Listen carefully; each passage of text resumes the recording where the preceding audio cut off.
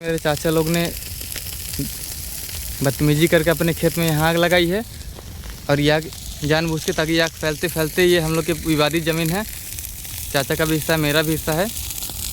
और ये लोग दबंग टाइप है, 3-4 लोग द्वार पे बैठे हैं ताकि ये लोग, अभी मैं कुछ बोलूँगा तो मुझे मारेंगे भी। ये लोग हमेशा बदतमीजी करते हैं। आग लगा दी है पूरे ज़मीन पर। ये इससे क्या है, ज़मीन क्वालिटी भी ख़राब हो रही है, इतना प्रदूषण हो रहा है। और ये देखिए अभी तो कम दिख रही हैं।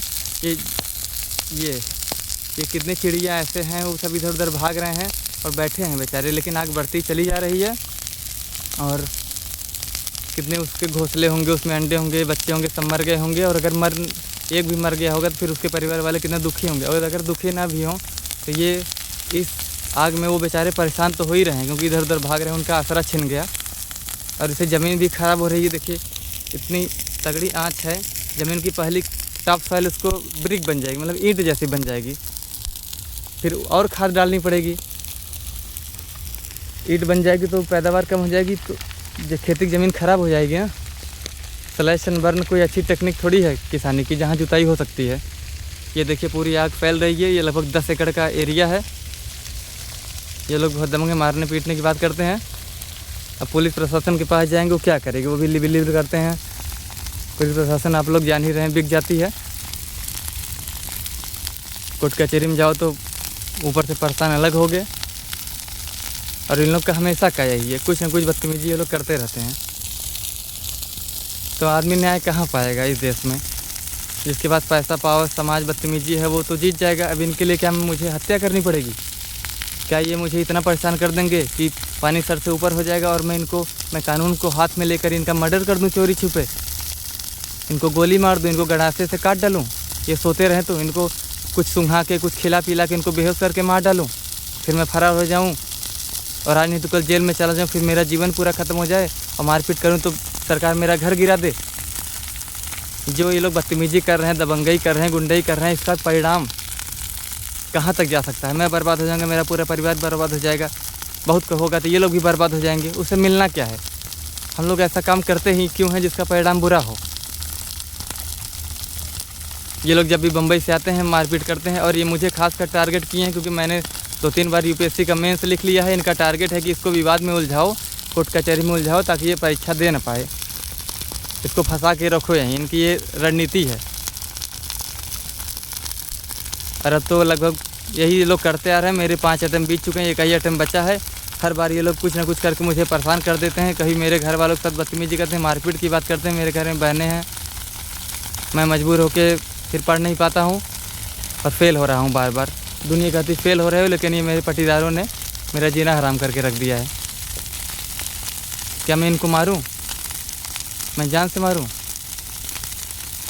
अब मैं इसका अंदाज़ा बता रहा हूँ, उसमें कोई मज़ा नहीं है। लेकिन यार इतना किसी को मत परेशान कर दो कि वो तुम्हारी हत्या करने पर उतारू हो जाए। वो न्याय खुद ही करने लगे, और न्याय करे तो बदले के रूप में करे, हालांकि रिवेंज के रूप में। न्याय में एक मैटर रिवेंज का भी होता है, लेकिन क्या वो बहुत अच्छी चीज़ है?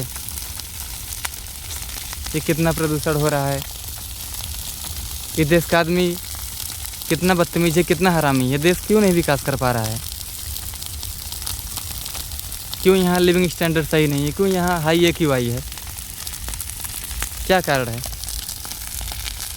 यही सब तो है। और जो एक लोग ठीक ठाक लोग हैं मेरे जैसे, मैं नहीं कह रहा हूँ कि आप लोग मुझे ठीक ही मानिए। आप एक जज के नज़रिए से देखिए, अगर मैं गलत भी हूँ तो क्या ये अच्छी बात थी कि आप मिट्टी ख़राब कर देंगे जला के, या चिड़ियों को परेशान करेंगे, उनका बसेरा छीन लेंगे? क्या ये अच्छी बात थी? आपकी मुझसे दुश्मनी है तो मुझसे मारते। हालांकि दुश्मनी क्या है, मैंने अपना अधिकार मांगा, कोर्ट कचहरी केस में ये सब स्टे हो गया है, तो अधिकार मुझे देना नहीं चाहते।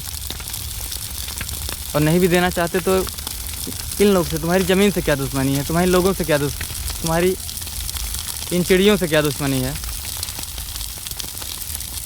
जो काम मैं नहीं करना चाहता वही वो लोग करवाने पर मजबूर कर रहे हैं। मारपीट के मुझे कुछ मिलेगा नहीं, लेकिन आज नहीं तो कल हो सकता है मैं मजबूर हो जाऊंगा। इनको मारूंगा मैं, फिर खुद मरूंगा। हालांकि ये वीडियो पब्लिक में जाएगा तो पुलिस कहेगी तुम्हारा माइंडसेट मारने का है। माइंडसेट मारने का नहीं है, ये लोग मजबूर कर रहे हैं। थोड़ी थोड़ी भी चीज़ गलत हो जाती है तो देखा नहीं जाता, तो अपरंपार दुख होता है। मैं क्या करूं? मैं यहाँ इनसे विवाद न करके चुप्पी बना कर भी तो मैं बहुत दुखी हो रहा हूँ, मैं बहुत सुखी थोड़ी हूँ। मैं इनको ना मारूं, इनके साथ न बदतमीजी करूं तो भी पछताऊँ कि मैंने सत्य के खिलाफ आवाज़ नहीं उठाई। आवाज़ उठाऊँ तो मारा जाऊँ, कोर्ट कचहरी में फंसाया जाऊँ। वही सोरेन किरकेगार्ड का कोट है, डू इट और don't do it, you will regret both.